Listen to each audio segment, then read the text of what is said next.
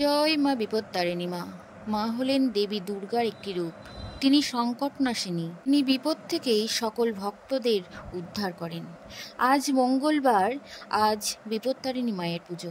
মায়ের পুজোর দিন বিশেষ কিছু খাবারের বিধিনিষেধ রয়েছে, যে খাবারগুলি গ্রহণ করলে মায়ের আশীর্বাদ থেকে বঞ্চিত হতে পারে। সংসারে অভাব, অনটন, দারিদ্রতা দেখা দিতে পারে। তাই আজ বিপত্তারিণী পুজোর দিন যে খাবারগুলি ভুল করেও মুখে তোলা উচিত নয়, সেগুলি আজকের পর্বটিতে আমরা আলোচনা করব। নমস্কার, আমি রিমিস ভার্সন এই চ্যানেলের পক্ষ থেকে আপনাদের সকলকে সুস্বাগতম।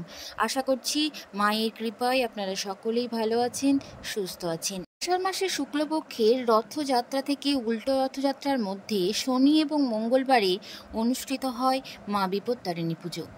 এই ব্রত একমাত্র সধবা মহিলারাই করতে পারে। বিশ্বাস করা হয় যে এই পুজো করলে সমস্ত বিপদ দূর হয়, জীবনে সুখ, শান্তি, সমৃদ্ধি নেমে আসে। তিনি দেবী সংকটনাশিনী এবং দেবী দুর্গা 108 অবতারের এক অন্যতম। এই পুজোর একটাই রীতি হলো সব কিছু জিনিস মাকে উৎসর্গ করার সময় 13 রকম করে দিতে হয়। যেমন 13টি ফল, ফুল, পান, সুপুরি, 13টি লুচি, এই সমস্ত কিছু 13টি করে দিয়ে দেবীকে উৎসর্গ করতে হয়। এছাড়াও এই দিন লাল রঙের একটি সুতো বা ডোরা হাতে বাঁধতে হয়, যা বিপত্তারিণী নামে পরিচিত। এই লাল সুতো মেয়েদের বাম হাতে এবং ছেলেদের ডান হাতে বাঁধতে হয়, যা ভক্তদের দেবী সকল বিপদ থেকে উদ্ধার করে। এই সুতো বাঁধার একটি নিয়ম রয়েছে। একটি লাল সুতো, তার মধ্যে 13টি গীত দিতে হয় এবং প্রতিটি গীত দেওয়ার সময় ওং বিপত্তারিণ্যই নমঃ এই মন্ত্রটি জপ করতে হয়। এই লাল সুতো বিপদ থেকে রক্ষা করে এবং ভক্তের জীবনে শান্তি, সমৃদ্ধি বয়ে আনে।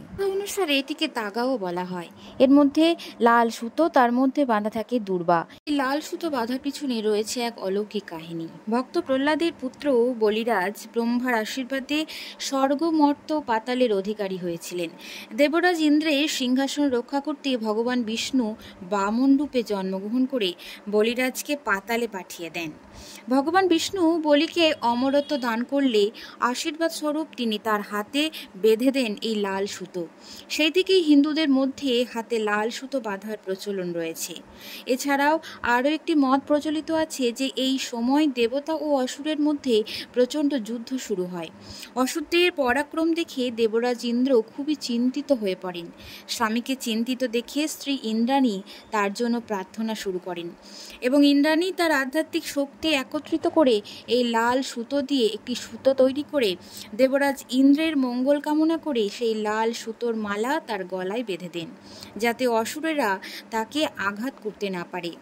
এরপর দেবতা এবং অসুরের মধ্যে প্রচণ্ড যুদ্ধ শুরু হয়। ইন্দ্রের নেতৃত্বে সেই যুদ্ধে দেবতারা জয়ী হয়। তখন থেকেই বিপদ থেকে রক্ষা পেতে হিন্দুরা লাল সুতো বাঁধার প্রচলন করে আসে। জ্যোতিষশাস্ত্র মতে পরিবার এবং সন্তানের মঙ্গল কামনায় পুজোর দিন বিশেষ কিছু নিয়ম নীতি মেনে চলতে হয়। বিশেষ কিছু খাবারের বিধিনিষেধ রয়েছে। সেগুলি হলো, যে ভক্তগণ মায়ের উপবাস রাখবেন তাকে অবশ্যই পুজোর আগের দিন নিরামিষ খাবার খেতে হবে। কোনোভাবেই আমিষ খাবার মুখে তোলা যাবে না এবং পরের দিন খুব সকালে ঘুম থেকে উঠে শুদ্ধ বস্ত্র পরিধান উপবাস থেকে মায়ের পূজা করতে হবে এবং মায়ের উদ্দেশ্যে অবশ্যই একটি প্রদীপ প্রজ্বলন করে মায়ের ব্রতকথা শ্রবণ করতে হবে। তবে অবশ্যই সেই দিন লাল রঙের পোশাক পরিধান করার চেষ্টা করবেন। পুজোর দিন যে নিয়মগুলি মেনে চলবেন সেগুলির মধ্যে হলো নাম্বার 1, পুজোর দিন কারোর সাথে খারাপ ব্যবহার করবেন না। এই দিন বাড়ির মহিলাদের সঙ্গে খারাপ আচরণ করবেন না। এই দিন সমস্ত প্রকার নেশা থেকে দূরে থাকা উচিত। পাশাপাশি মহিলাদের চেঁচিয়ে কথা বলা, মহিলাদের সাথে দুর্ব্যবহার করা উচিত নয়। এই দিন ভুল করেও চিনি ধার দেবেন না। বলা হয় যে চিনি ধার দিলে শত্রু দুর্বল হয়, পরিবারে অশান্তি নেমে আসে। তাই এই দিন কাউকে চিনি ধার দেবেন না। নাম্বার 2, পুজোর দিন ভুল করেও চালের জিনিস বা অন্য জাতীয় কোনো জিনিস ব্রতীরা মুখে তুলবেন না। এই দিন ব্রতীরা পুজো হয়ে যাওয়ার পর বিপত্তারিণী ব্রতকথা পাঠ করবেন বা শ্রবণ করবেন। তারপর ফল, মূল, মিষ্টান্ন, লুচি খেয়ে উপবাস ভঙ্গ করবেন। এই দিন ভুল করেও কোনো শাঁকা বা পোড়া জাতীয় খাবার গ্রহণ করবেন না। বাড়িতে যদি বিপত্তারিণী পুজো হয়ে থাকে তাহলে যারা ব্রত পালন করছেন না তারাও এই দিন কিন্তু পরিবারের সকলের সাথে নিরামিষ আহার গ্রহণ করবেন। এই দিন ভুল করে বাড়িতে আমিষ জাতীয় কোনো প্রকার রান্না করবেন না এবং নিজেরাও মুখে তুলবেন না। পরবর্তী যেটি করা উচিত নয় বিপত্তারিণী পুজোর দিনে সেটি হলো টাকার লেনদেন করা। মনে করা হয় যে এই দিনে কারোর সাথে যদি টাকা লেনদেন করা হয় তাহলে সেই টাকা আর ফিরে পাওয়া যায় না, তাই এই দিন টাকার লেনদেন না করাটাই ভালো। পরবর্তী যেটি করা উচিত নয় সেটি হলো পুজোয় বসার পর থেকে পুজো যতক্ষণ না সম্পন্ন হচ্ছে ততক্ষণ পর্যন্ত কারোর সঙ্গে কথা বলতে নেই, তা না হলে দেবী রেগে যান। এর প্রভাবে সংসারে নেমে আসতে পারে আর্থিক সমস্যা, পরিবারের সুখ শান্তি বিঘ্নিত হতে পারে। তাই চেষ্টা করবেন বিপত্তারিণী পুজো করার সময় পরিষ্কার পরিচ্ছন্নভাবে বিপত্তারিণী পুজো করা এবং মন দিয়ে ভক্তি ভরে মায়ের আরাধনা করা। তখন আজকের পর্বটি এই পর্যন্ত ছিল। আশা রাখি আপনাদের সকলের এই পর্বটি সমৃদ্ধ করেছে। ভালো লাগলে অবশ্যই একটি লাইক দিয়ে কমেন্ট বক্সে জয় মা বিপত্তারিণী লিখে যাবেন।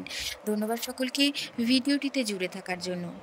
মায়ের আশীর্বাদ সকলের উপর বর্ষিত হোক। মায়ের আশীর্বাদে সকলের সমস্ত বিপদ থেকে সকলে মুক্তি পান।